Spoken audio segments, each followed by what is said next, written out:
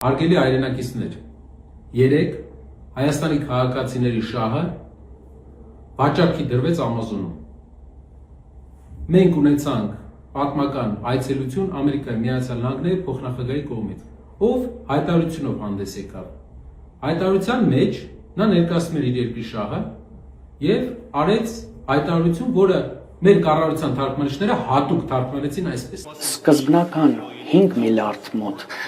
գումարի մասին ենք խոսում ներդրումների հետագայում, երկրորդ փուլում եւս 4 միլիարդ, սա այստեղ փոխշահավետ իրավիճակ է եւ Հայաստանի համար եւ իմ երկրի համար էներգետիկ անվտանգության։ Իսկ ինչ էր իրականում ասել Ամերիկայի Միացյալ Նահանգների փոխնախագահ J.D. Vance-ը։ Մենք կներկայացնենք ձեզ բնօրինակը։ That means up to $5 billion in initial U.S. exports, plus an additional $4 billion in long-term support through fuel and maintenance contracts. Երբ որ մենք համեմատում ենք բնօրինակը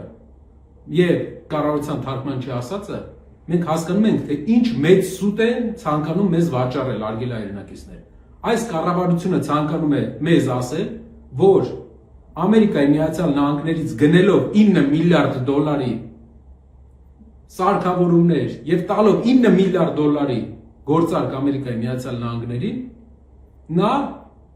ներկայացրել դա որպես ներդրում։ Բայց նա մոռացել է ասել հատուկ սխալ է թարգմանել, որպեսզի մենք չհասկանանք,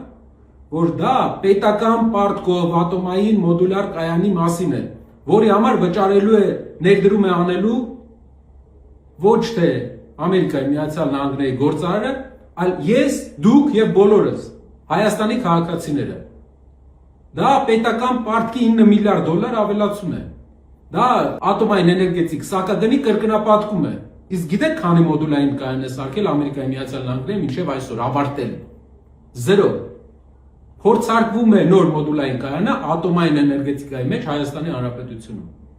Իսկ ինչ այլընտրանք ունեինք մենք։ Չինաստանի Հանրապետությունը ժողովրդական մեզ առաջարկել էր 2 անգամ ավելի էժան ատոմային կայան, 2 անգամ ավելի մեծ հզորությամբ։ Ես կարող եմ դա վստահությամբ ձեզ ասել, քանի որ հայկական ընկերությունների կողմից բանակցողներից մեկը ես էի։ Եվ ուղղակի մի հատ նկարի համար, որպեսզի Ամերիկայի Միացյալ Նահանգների փոխնախագահի հետ նկարվի, մեր երկրի թույլ առաջնորդը զոհեց եւս մեկ շահ Հայաստանի 9 միլիարդ դոլարի պայմանագիր ներկայացրեց Ամերիկային, որպեսզի ունենա նկար եւ խափի մեր հանրությանը, որ Ամերիկայի Միացյալ Նահանգների հեղափոխական փոփոխություններ են լինելու։ Այսպես հուսավաճառությամբ ամեն անգամ մեր երկրի ղեկավարը մեզ ամեն ընտրությունից առաջ խափում է։ Եվ սա էլ նոր հուսավաճառություն է։ Մենք երկիրը պետք է կառավարվի այնպիսի մարդկանցով, ովքեր պետական շահը չեն համարի իրենց ներքին քաղաքական շահը, իշխանության մնալու շահը չեն համարի պետական շահ։ Եվ դա է լինելու մեր երկրի ուժեղ ապագան։